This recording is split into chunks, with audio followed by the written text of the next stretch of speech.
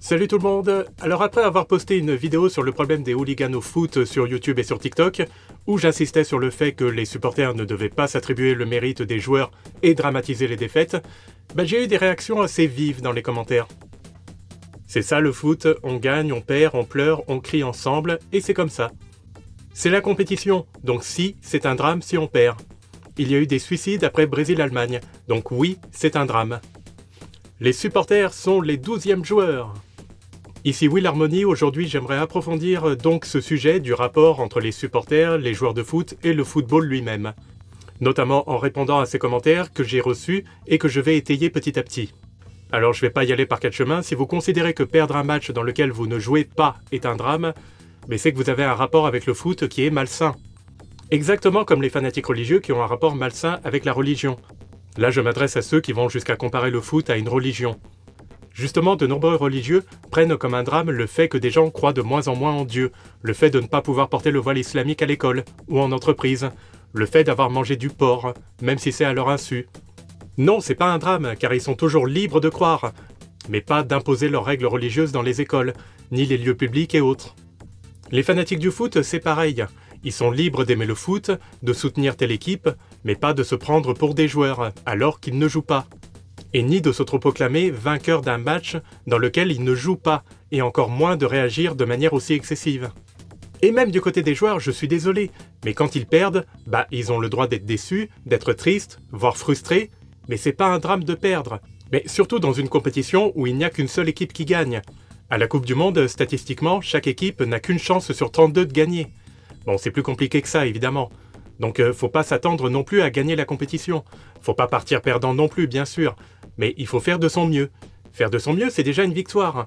Parce que je connais des joueurs, je vais vous dire, ils abandonnent dès qu'ils perdent l'avantage, dès qu'ils se sentent en difficulté. Mais se battre, lutter jusqu'au bout, ça évite les regrets. Au moins, on a fait de son mieux. Mais on le répète, dans une Coupe du Monde, on a donc une chance sur 32 d'être le vainqueur. Bien sûr, certaines équipes ont de meilleurs joueurs et ont plus de chances de gagner. On savait lors du dernier Euro que les favoris étaient plutôt l'Espagne, l'Angleterre et l'Allemagne, et ça n'a pas raté dans l'ensemble. 2 d'entre eux sont arrivés en finale, et l'autre s'est fait sortir assez vite, malgré une bonne, voire une très bonne prestation. Mais ne confondez pas drame et déception. Je suis désolé, mais c'est pas pareil. Les joueurs qui se sont investis, qui ont consacré leur vie au foot, ils peuvent être frustrés, déçus, tristes. Mais encore une fois, dans une Coupe du Monde, il y a 32 équipes nationales. Donc il n'y en a qu'une qui va gagner la coupe, et toutes les autres vont perdre. Mais si ça c'est un drame que 31 équipes de foot dans une compétition perdent, alors le football lui-même est un drame. Si jouer au foot a 31 chances sur 32 de provoquer un drame, alors le foot devrait être interdit. Or non, on n'interdit pas le foot car non, ce n'est pas un drame d'échouer. La vie est faite d'échecs, pour tout le monde. Le football n'est pas un drame, perdre au football n'est pas un drame. Le problème n'est donc pas le football, ni de perdre. Ce sont les joueurs et surtout les supporters, les fanatiques du football, qui crient au drame et dramatisent à l'excès ce qui n'a pas lieu d'être dramatisé. Non, c'est pas un drame que l'équipe que vous soutenez perde, c'est une déception. Le foot, je le répète, c'est du divertissement, c'est pas un hôpital où des vies sont en jeu. Votre avenir, votre vie ne vont pas se retrouver chamboulés et bouleversés parce que l'équipe que vous soutenez a perdu. Faut arrêter quand même. Moi je supporte l'équipe de France. Quand l'équipe de France gagne, bon, c'est un moment de joie qu'on partage. On est satisfait, on est ému, mais juste le temps du match. Et après, on retrouve notre vie exactement comme elle était avant. Un divertissement, par définition, a pour but de nous détendre, de nous faire passer un agréable moment, et de partager ces moments, pas de provoquer des dépressions, des drames ou autres. Vous savez, c'est comme si vous preniez comme un drame la mort d'un personnage fictif dans une série ou un manga dont vous êtes fan. Une série et un manga, c'est aussi du divertissement. Si l'histoire qui nous passionne prend une tournure qui ne nous plaît pas, c'est une déception, c'est pas un drame. Non mais regarde-toi, tu veux pas mourir. Évidemment que je veux pas mourir. Si un personnage fictif qu'on aime meurt, on peut être triste, déçu, mais pas dramatisé, car c'est un personnage fictif, c'est pas notre ami, c'est pas une vraie histoire. Le fan qui voit mourir un personnage ou une histoire mal tournée n'a pas lieu de réagir comme si c'était son histoire à lui qui tournait mal, et comme si le personnage qui meurt était son ami, alors que ce n'est qu'un personnage fictif, dans une histoire imaginaire. Moi, je peux vous parler par exemple du manga Hajime no Ippo, un manga sur la boxe que j'aime beaucoup. Ryo Mashiba, qui est un peu le Vegeta de Hajime no Ippo, il était sur le point de devenir champion du monde. Il lui suffisait juste d'achever son adversaire qui était sur le point d'être mis KO et qui lui-même se rendait compte qu'il allait perdre le combat. Et au dernier moment, il s'est écroulé et il a perdu. Quand j'ai vu ça, en plus, l'auteur il nous a fait attendre 1 mois avant de nous montrer ça. Mais je me suis dit, mais quoi? Mais what? Mais qu'est-ce qui se passe? J'ai été déçu, hein, j'ai été frustré. Bon, bah, c'est pas un drame, hein. Ça m'a pas plu, mais bon, voilà. Ce n'est qu'une histoire, c'est qu'un personnage imaginaire. D'ailleurs, l'auteur, c'est pas la première fois qu'il joue avec nos attentes. Le personnage principal, Hippo, lui-même, il a perdu son combat contre le 2e meilleur boxeur du monde, et de manière inattendue. C'est quand même le héros principal, on s'attendait pas à ce qu'il perde. Et il a même pris sa retraite, c'est pour dire. Hein. Vraiment, on s'attendait pas à ça. Et pourtant, le manga, il a continué. Avec Hippo comme second, comme entraîneur, il commence à entraîner de jeunes recrues. Ça a pris une tournure un peu inattendue. Mais bon, je suis un peu déçu que ça ait tourné comme ça. Mais c'est pas un drame, quoi. C'est un drame pour le personnage, hein, parce que quand même, il s'est écroulé au dernier moment. Est-ce qu'il va s'en remettre de sa blessure, là, parce qu'il avait pris un grand coup sur la tête, il était tombé sur la tête lors du match. Il va peut-être mourir, hein. Moi, je m'attends à ce qu'il soit paralysé ou quelque chose comme ça. S'il est tombé d'un coup comme ça, c'est que peut-être il a fait une hémorragie cérébrale ou quelque chose comme ça. Bon, c'est un personnage fictif, c'est pas un personnage réel. Si le fan prend cela comme un drame, il vit un rapport malsain avec la série dont il est fan, car il mélange le réel et l'imaginaire. Il est aveuglé, fanatisé, voire obsédé et il se laisse envahir par ses émotions. Tout comme le fan de foot qui réagit mal quand l'équipe dont il est fan perd un match, qui réagit comme si c'était lui qui avait joué, comme si c'était lui qui s'était donné à fond durant le match, et comme s'il avait déçu ses équipiers, comme si c'était lui qui avait raté son tir au but, par exemple, comme si c'était lui qui s'était entraîné durement en vue de ce match sans atteindre son objectif, et comme si c'était lui qui avait perdu, alors que le supporter il n'a pas fait une seule de ces choses. Si vous n'êtes pas capable de comprendre que ce n'est pas vous, chers supporters, qui avez perdu quand l'équipe que vous supportez a perdu, vous avez un problème. Vous basculez dans le fanatisme malsain, voire toxique.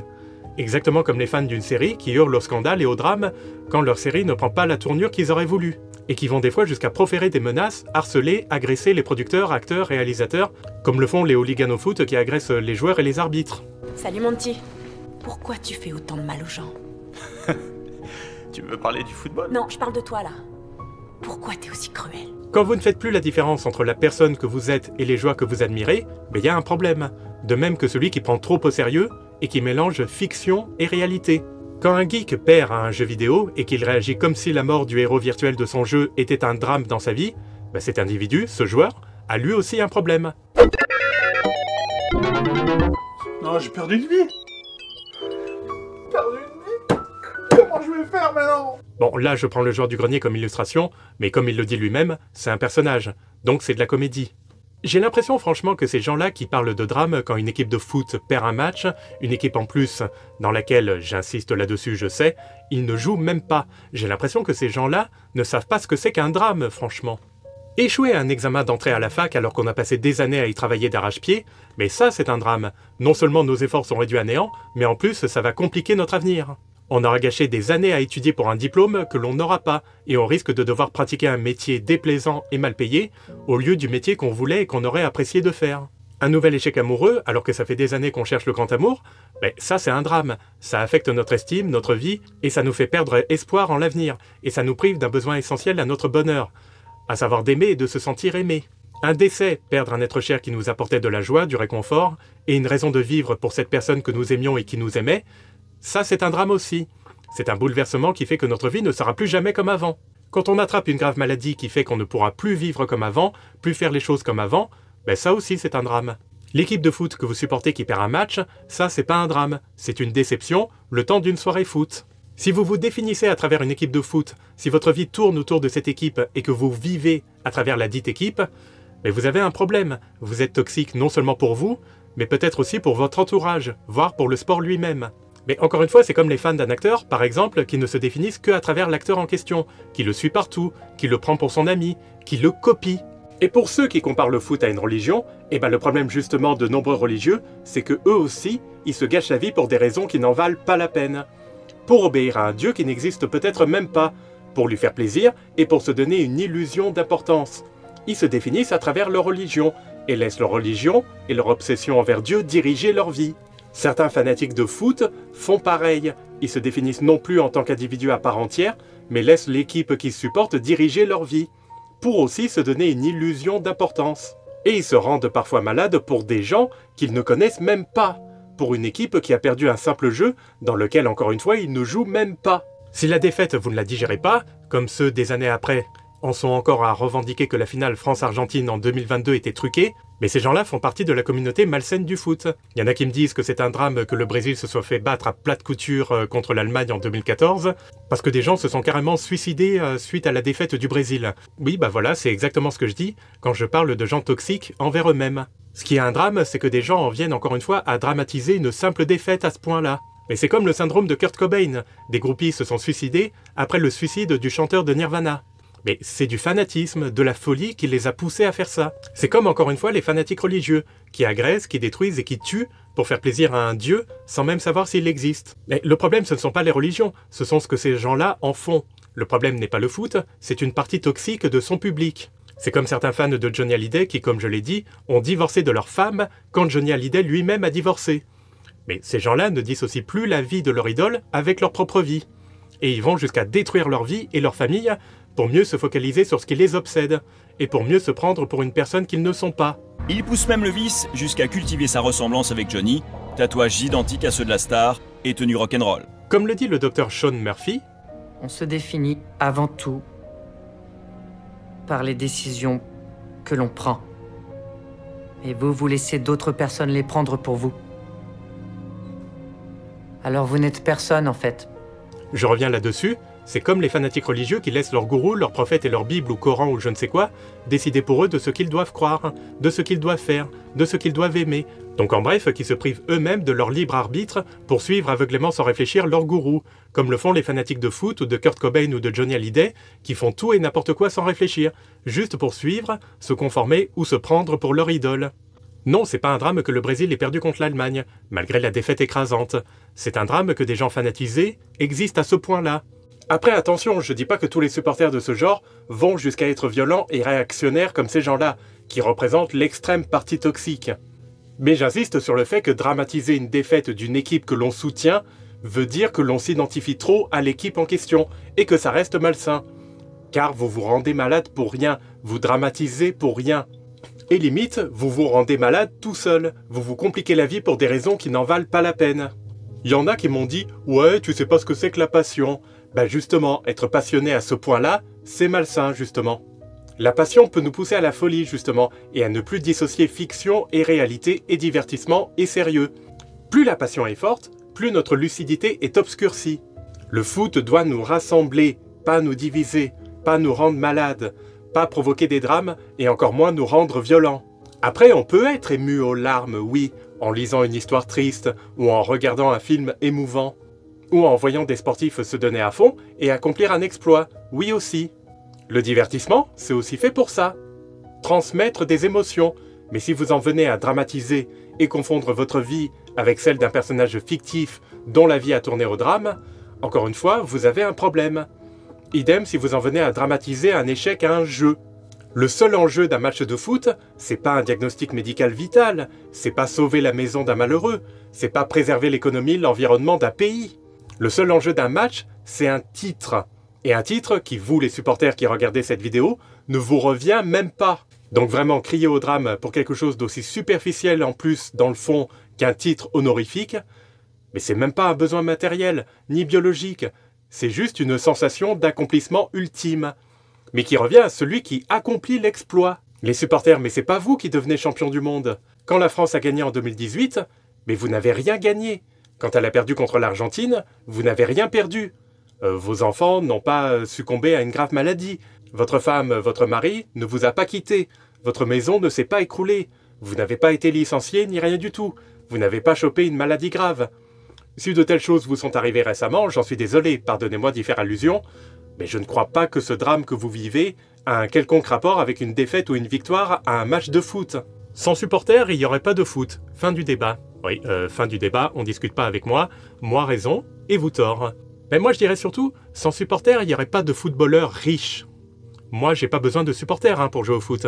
Les enfants, quand ils vont faire leur match de foot le samedi matin, ils le font sans supporters, sans fric, sans bagarre, sans violence. Et ça les empêche pas d'y prendre du plaisir. Mais des fois, malheureusement, de prendre le foot trop au sérieux eux aussi. Au point des fois de rejeter les joueurs qui ne sont pas doués, de se bagarrer pour savoir si un but est valide ou pas, et pareil parce qu'ils accordent une importance démesurée à quelque chose qui devrait les rassembler, les défouler, les sociabiliser, les aider à rester en bonne santé. Mais cette tendance à prendre trop le foot au sérieux vient en partie des mauvaises influences de la société. Les gagnants ont droit au respect, les perdants sont juste bons à se taire. Les supporters ne permettent pas au foot d'exister, ils permettent surtout au business du foot et aux footballeurs de s'enrichir. C'est pas la même chose. Et je dis une dernière chose aux supporters, l'important c'est qu'on vous apprécie pour vous, pour vos mérites à vous, pas pour ceux de vos ancêtres, pas pour ceux du passé, et pas pour ceux de l'équipe que vous supportez. Soyez fiers de vos mérites à vous, de vos paroles et de vos actes à vous, pas ceux de l'équipe de France, pas ceux du Real Madrid, du PSG ou quelle que soit l'équipe que vous supportez. Merci d'avoir regardé cette vidéo, n'hésitez pas à liker et à commenter, que vous soyez d'accord ou pas, il n'y a pas de souci, du moment que vous restez respectueux. Et rappelez-vous, ce n'est que du foot. Passez du bon temps entre vous, aimez et partagez votre culture, mais n'en faites pas un drame. L'important est de se respecter les uns les autres. Allez, à bientôt.